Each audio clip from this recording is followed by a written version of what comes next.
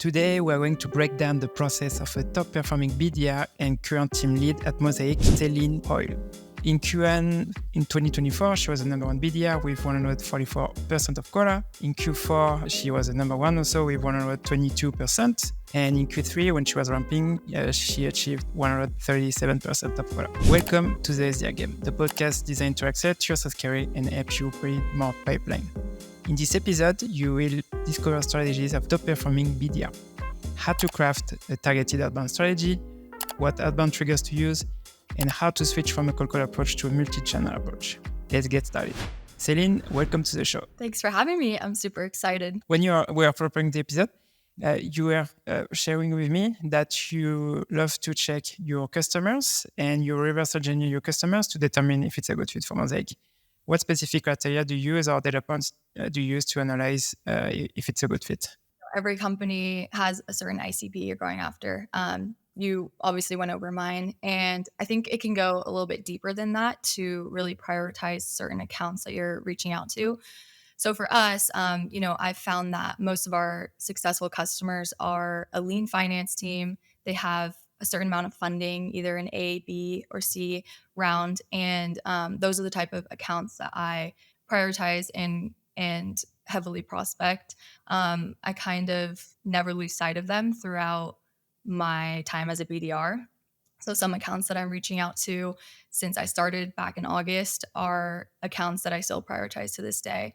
And I think when I'm able to figure out what customers we have that are successful and what kind of criteria they have, I'm able to then, prioritize my accounts in that sense. The funding, that's one. Do you check the size of the financial team, for example? Or... Yeah, the size of the financial team, every team, depending on the size of the company as well. So if there's 200 employees and they have one person in finance, I know for a fact that person is definitely struggling. And that's the type of account I would prioritize, especially if they have funding as well. So I have certain, levels of prioritization more than others.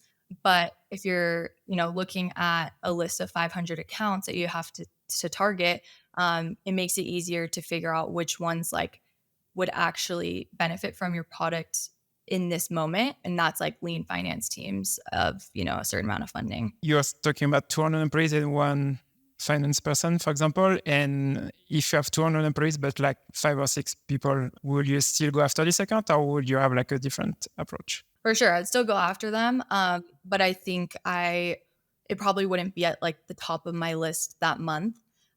Because when I'm looking at, attaining quota, we are doing it monthly, not quarterly. So I'm trying to figure out, okay, which accounts will lead me to my quota this month, which ones I feel are either close to booking or would book based on these, triggers that I'm finding. And I probably wouldn't heavily go after them in terms of personalizing and things like that. I would still sequence them and message them, but I just wouldn't have it at the top of my list. Are you looking for specific tools they're using? Because I know some other SDRs generally, for finance, maybe it's not super easy to know, maybe not the job description, but can you figure out the tech they're using on the financial team? Or do you use that for knowing if it's a good fit account? Yeah, we actually don't have any tools to know their tech stack, which is kind of funny because we need to know certain things like their accounting software and their CRM in order to integrate with them. So I would say it's kind of a gamble of whether or not they can integrate with us when I'm reaching out. But I would say for the most part, if I'm reaching out to B2B SaaS companies that fall within our ICP, they usually have a tech stack we can work with. So I'm not too worried about that part. And also something you mentioned when we were preparing the episode was your strategy around quality and quantity, because you are telling me that for you are really focused more on the quality, but you know that even though you focus on quality, you still need quantity. So how do you balance quality and quantity approach? I definitely feel like I do lead with a quality over quantity approach since the beginning of my time as an SDR. At my old company, we didn't have a strict amount of accounts we were working. It was kind of a free-for-all. And so in that sense, it was super hard to reach out to thousands of accounts and not be able to add any sort of quality to my outreach. And so I had, the least amount of output, least amount of emails sent, LinkedIn people added, but I had the most meetings at the end of the day because I was leading with this quality approach. Um, we like to call it at Mosaic like finding the golden nugget. And once you find that, you're able to focus on like those quality fit accounts rather than focusing on like how many accounts you're adding a day. So let's say, you're adding 10 accounts a day with that fit within your ICP, but 2 of them are like a high priority because of these certain triggers and golden nuggets that you're finding. So I focus on those ones more heavily than I would the other ones. And I think that's what's led me to a lot of my success as a BDR is just being able to differentiate and like prioritize different accounts with that quality approach. And when you say golden nuggets, for example, are you talking about triggers? So did you just raise the Series A or Series B, for example? That's one. Yeah. The golden nuggets or certain triggers are, just raised. Maybe they're a growing team. They had like over 200% growth in the last 2 years. They have a new finance hire. They're hiring in the finance org.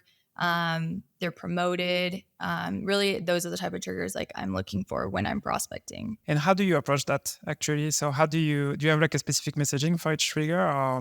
Or do you use them specifically just for saying, okay, I want to just focus on seconds. So what's your approach? Yeah, I have certain templates and sequences that we use to put people within these like certain triggers.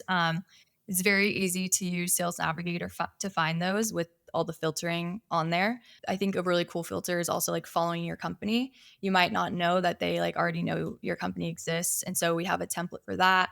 We have templates for new hires. We have templates for one-man finance teams. I think it makes life way easier when you can build that all out. And when you send that off to them, you want to make sure you're at least, personalizing that first sentence or last sentence or whatever it is, because even though the meat of the message works, you still want to like grab their attention in a way. So. And could you share an example? We're not going to talk about all of them, but just for example, how do you approach a company who just raised a Series B, for example? What's the messaging? Because I know on LinkedIn, well, I think it's not super common now, but before it was just, you need to focus on Series B companies, for example. You just say, hey, I saw you raised, 60 million. Do you want to buy my product? That was pretty much the messaging. But what's your approach with this? So we actually have a Series A, B, and C sequence that we launch people in. It's already all built out with all the steps. I definitely do change certain messaging within if I find an article that, mentioned, oh, we're focusing on this by using this money that we just raised. So I'll mention that within my emails. I'll try to personalize this as much as I can. Maybe if they listed the lead investor that they put as raising a series, I'll definitely mention that as well. Sometimes like we'll come across companies that have the same investors as us. That's a really easy way in. And it's certain things like that you have to look for. Even if they maybe were at a different company before that used an investor that we had. I think just digging really deep into that company because it's worth your time is where I like lead with that, like, again, quality approach. It's like you want to dig in, you want to find these things that maybe other people wouldn't find because they're just adding an account because they have to. And you're saying that you use the lead investor, for example, if they are the same as Mosaic, okay, you can say that. But if it's not, how do you leverage that? How do you use this information? I usually will just add in the name where it's relevant. So if we're talking about board deck prep for that lead investor, I'll add that in like as a little piece of personalization. Maybe sometimes we work with the customers that we have those lead investors. So that's also a good point, is like knowing which customers have which investors, because at that point you can utilize that in your messaging as well.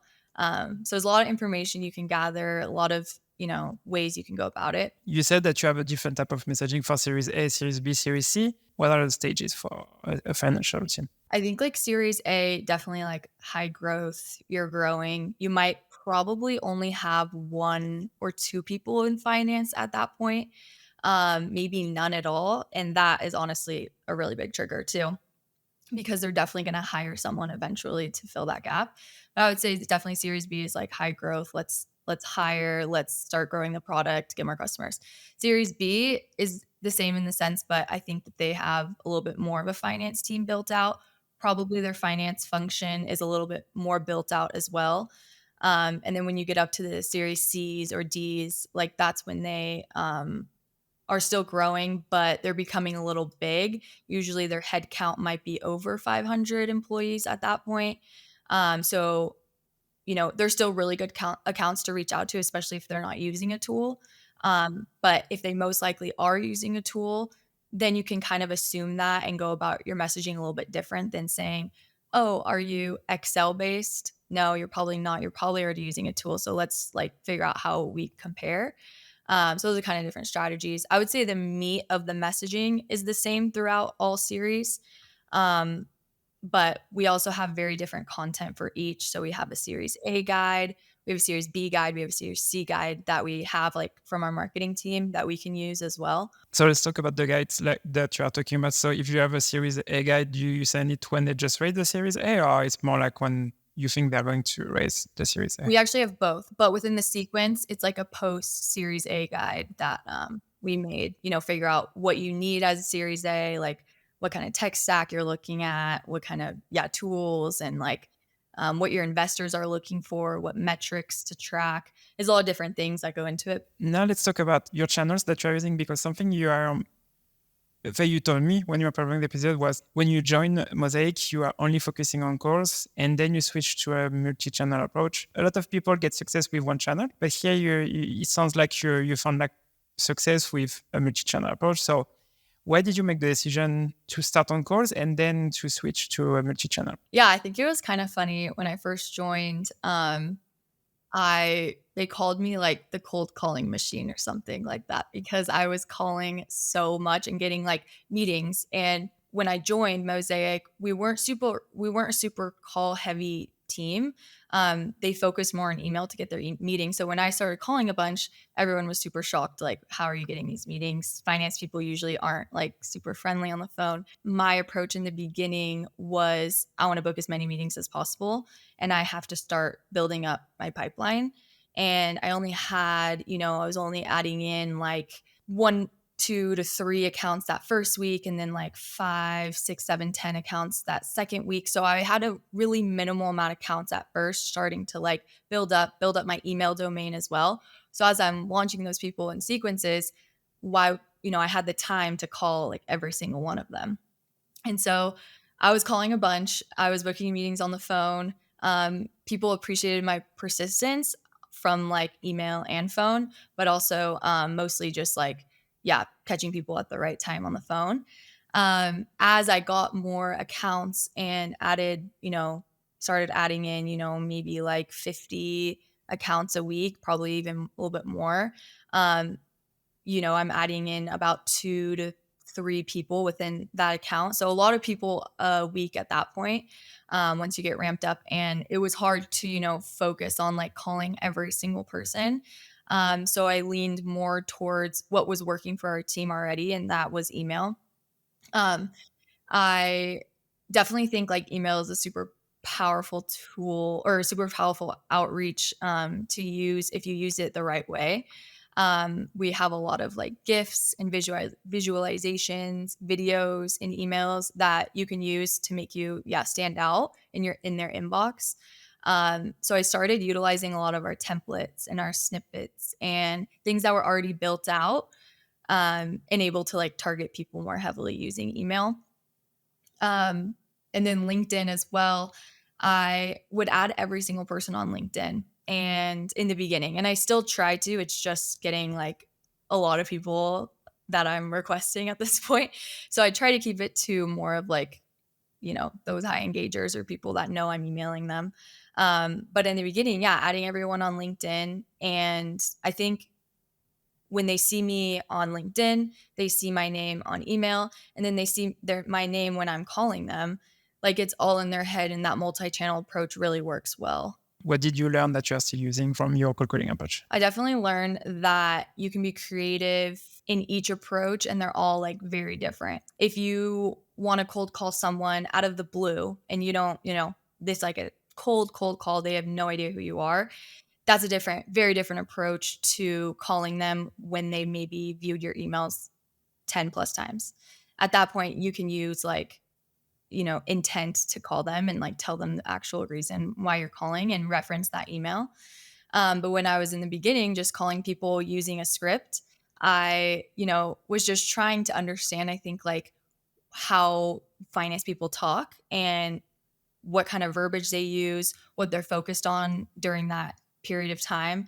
And I was able to gather all that info on the phone, even though I had not a single idea what finance people do, what their pains were at that point in the beginning. And I learned a lot from just like being on the phone with them constantly. When I transitioned to email, I was able to like use like what I learned by talking with them to like my emails. Like, okay, this pain point we solved this pain point or challenge that you're currently experiencing. And so, yeah, it kind of transitioned into that with email. Could you share like an example that a pain point, for example, that you learned on the phone? Because you were saying that you don't know what they were doing. I imagine now you have more an idea on how the pain points they can face and that you can solve. But could you share some examples that you learn on the phone? Yeah, I remember this one cold call. I think it was literally a 14-minute cold call. And, you never want to like be on the phone that much, like, because basically that's a discovery call at that point. And I definitely didn't want to be on the phone that long because I had no idea what I was talking about at that point in time. And he, was telling me a bunch of things as he was a one-man finance team, just hired like an accounting person. And he's telling me all these things about how he has to do everything manual in Excel and pull data from his ERP, his accounting software, pull data from his CRM. And he's like, it would be nice if it was, like all in one place, like under one roof. And I was like, well, that's exactly what we do. And I think like learning, like following the script and, reading it verbatim can be a little bit difficult because you don't want to sound too robotic. So at that point, I tried to, like explain what we did by like solving that. There was a lot of pushback of like, I'm not looking for automation. Like, I don't want to I've had trouble with tools in the past, like blah, blah, blah. And I, try my best to handle like those objections, just keep them on the phone. But at the end of the day, I had to say, listen, his name was Tom. Listen, Tom, I just started here about a week ago. All these questions that you're asking me are very good questions, but better answered with an AE. Do you have 15 minutes to chat tomorrow? And he laughed and like, of course, appreciated like my honesty. And I think that was just like one I'll never forget because he told me a lot about things I didn't know, like as a finance person. So a lot of challenges. And on top of the phone, what other ways did you use to learn about finance challenges? What's your best way to learn that? I try to listen to every single discovery call that I book. That way I'm able to really listen to like the actual finance person talking to my AE of like what challenges they're facing. All of our sequences are pretty much all built out for us already. If you're not looking in those sequences, you have no idea what you're sending out if it's all built out for you. So I try to like dive into all the sequences, understand like the order of like relevancy. We have a Q2 sequence right now going out, and that's based on like certain things that they might be dealing with. When I look into those messaging, like I'm able to see exactly what challenges we're solving. All of our templates and snippets too and outreach are great like resources to use to see exactly like what we talk about. And like a lot of our templates or messaging in general is like, are you struggling with this? Like, is this a challenge for you? Are you frustrated with this? So I'm able to kind of like dive into like exactly what finance people struggle with from a day to day. And also in the beginning, I listen to everyone's cold calls. We have like a Slack channel where we like put in our cold call, whether it's good or bad, we ask for feedback. And in the beginning there, I was listening to them all, trying to figure out what is the pushback from finance people, like when they say, we're not interested, or what are they dealing with. So I did a lot of like digging into already what's been made for Mosaic. But I also think just like diving into like outside, like you have to do your own research. We have a bunch of content like on our site already. And it's like, what does this piece of content help them with? Like we have a popular board deck template that we send out to people. And when they download it, what does that mean? Like, why are they downloading that? And so you have to like know those certain things when you're prospecting so that you're able to like reach out with relevancy and like knowing exactly what pain points you solve. I think financial leaders, it's not something even though if you're on a sales team, if you call like a VP of sales, easier to understand their day-to-day or the challenges. You just go to talk to your VP of sales and you ask them those questions. But financial leaders, it's maybe you need to a bit of research to understand more the role. Yeah, for sure. Something also you mentioned a few times during the episode is you have a focus on higher engagement leads. So you have someone who engage a lot with your outreach. You can see that they open your emails or they click on, I don't know, new links or something else. First question is, what's your definition of someone who engage a lot? Is it just opens? Is it click on links or what else? It's definitely opens, like for sure. I would say also if they're visiting our website or downloading content, those are also different triggers that I keep track of. Maybe we chatted before and then they ghosted me. That would also be another person that I would consider a high engager. But I think like having the right marketing tools is really important because I didn't have this at my old company. And at Mosaic, we're able to see who's on our site using qualified. So we're able to see how long they were on our site for, what pages they were looking at. And then we're also able to see what kind of content they downloaded. And so having that was crucial because I'm able to now change my messaging up a little bit to make sure what I'm sending is like relevant to them and what they're looking at. And so those people are super high priority to me because they're already giving me a warm sense that they're interested in something about Mosaic. What it is, I need to find out. And so that's the kind of approach I take. Do you know which person is on the website or is it more like an account? Do you see that's which account? Usually it's which account. Sometimes it picks the person, not always, but sometimes it does. It also shows like if someone has clicked through your email, so like through your outreach link. Maybe I sent them over like a piece of content and they clicked on it and now I can see, okay, they're definitely seeing my email. I know that for a fact. It's not in their spam and they're clicking on it and downloading that piece of content. So now I'm going to at least get a response from them. Like I have to at this point. Okay, so that's the three triggers you are using. So high engagement. So if, for example, with your emails, if they ghosted you or if they went to the website or downloaded something. And now I know something you mentioned to me was that you put them on your hit list. So what do you do with them? I actually have a monthly hit list like I keep track of. In the beginning, I tried to organize myself as much as I could and I wanted to keep track of like all the accounts I was adding. So I used an Excel spreadsheet to basically keep track of the account I'm adding, any notes I had with it. Even though all that data is in Salesforce, it just gave me a better look at it all together in a spreadsheet. So I started keeping track that way of all the accounts I was adding. And that also allowed me to like remember each account and like why I added them, what kind of triggers I saw by like the notes I took or just like in my mind. And so as I was doing that and keeping track of all these accounts, I realized, I started getting high engagers, people opening my emails, visiting the site. So then I was like, well, I need to prioritize these a little bit more. So I started creating a monthly hit list of accounts that I think I'm going to book that month. They might have not been engaging the previous month, but they're engaging this month. And so now I have more confident and now I'm going to focus on them more and prioritize them more. So I keep track of that in an Excel spreadsheet as well, just a different tab.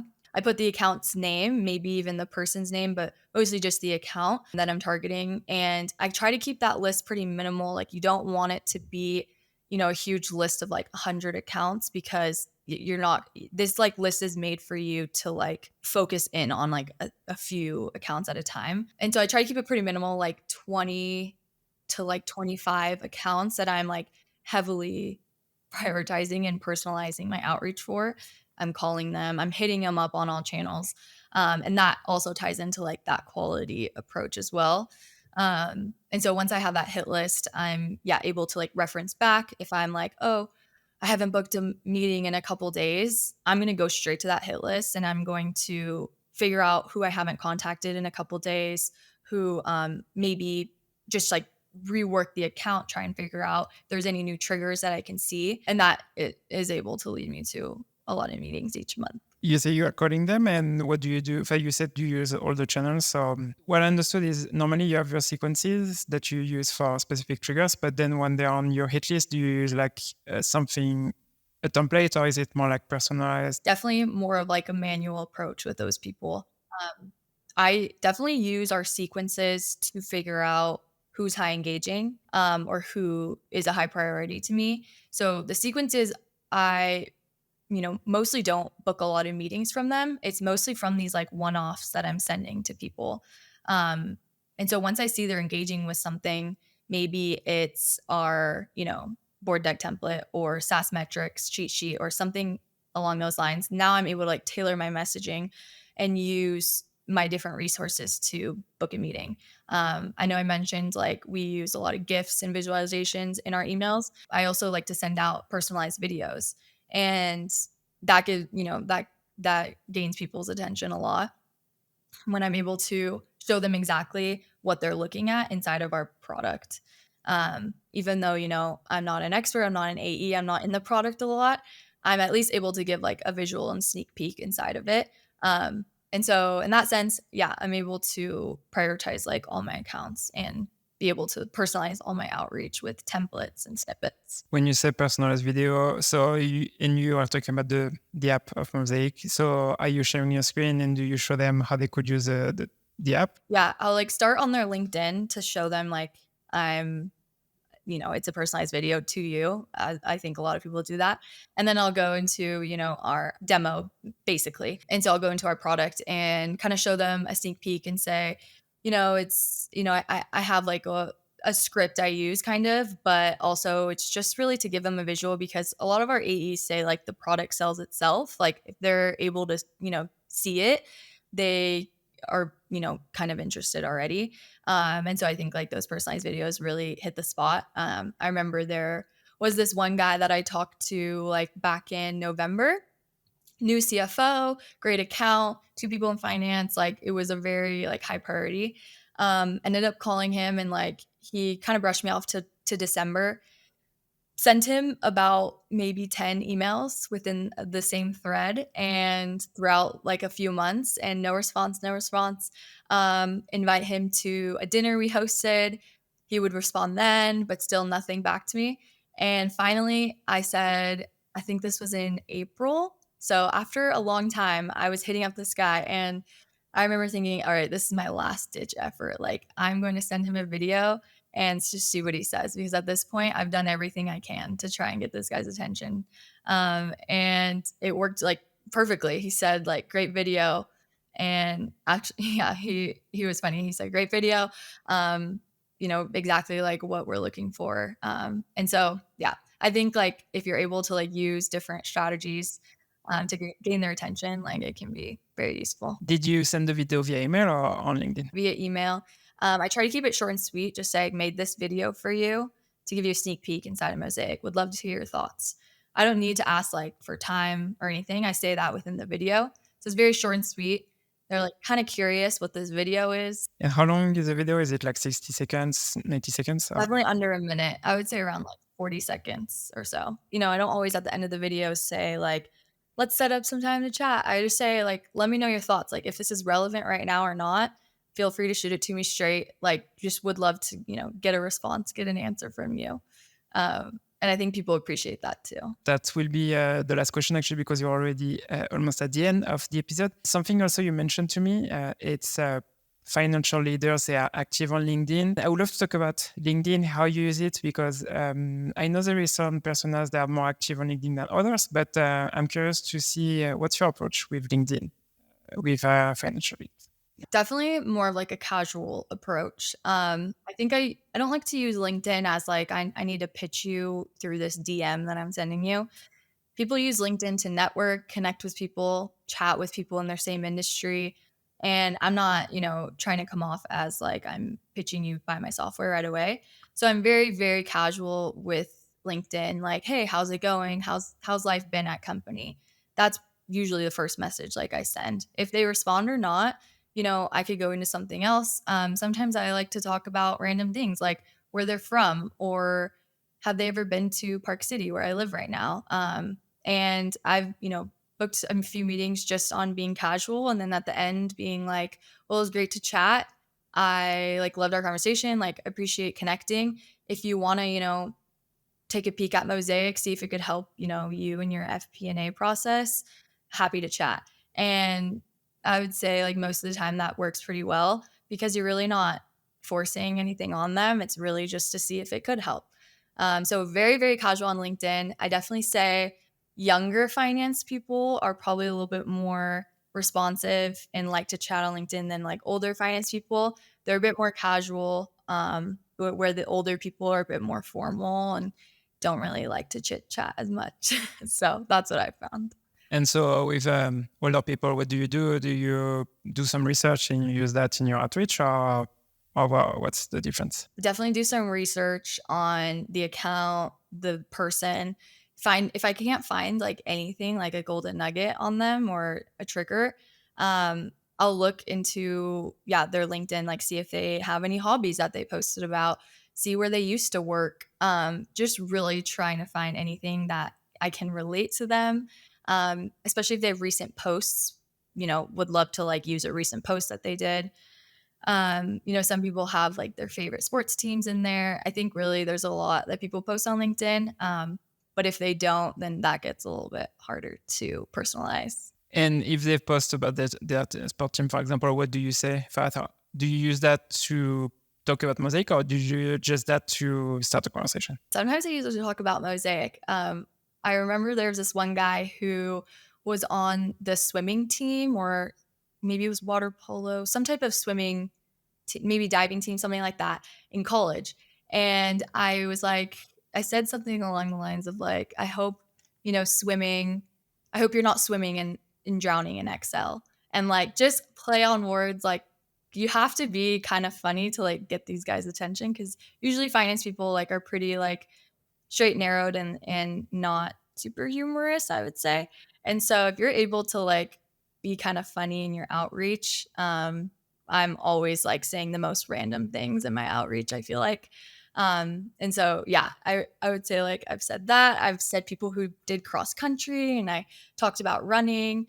Hope running isn't as crazy as like running FP&A, and I don't know, just like random stuff that you can use to play on words definitely grabs their attention. Well, Celine, we are at the end of the episode already, but before we wrap the episode, do you have anything else you want to share with the audience? In the beginning of my career, I definitely didn't know a single thing about SDRing or BDRing and what makes a good one and how to become a top person at this job. I think I found my way through doing things that I felt were relevant and not being afraid to be persuasive, but also like detaching myself from the outcome. And so when you're reaching out to people and you're trying to push people, I would say focus on the process and don't focus on the outcome. Each month is different, and, just focus on doing as much as you can to get a response. And that should lead you to success. Perfect. Celine, thank you so much for being on the show today. For everyone listening, I see you on the next episode. Thanks so much. If you enjoyed this episode, feel free to leave a review on Spotify or Apple Podcasts. So for Spotify, to leave a review, what you can do is you can use your phone, then go on the Spotify app, then you go to the SDR Game page, and then at the top of the page, you can leave a review. It's a 5-star review if you enjoyed the episode, obviously. And then if you are listening to this episode on Apple Podcasts, feel free also to leave a review on your app. Thanks for listening, and I see you on the next episode.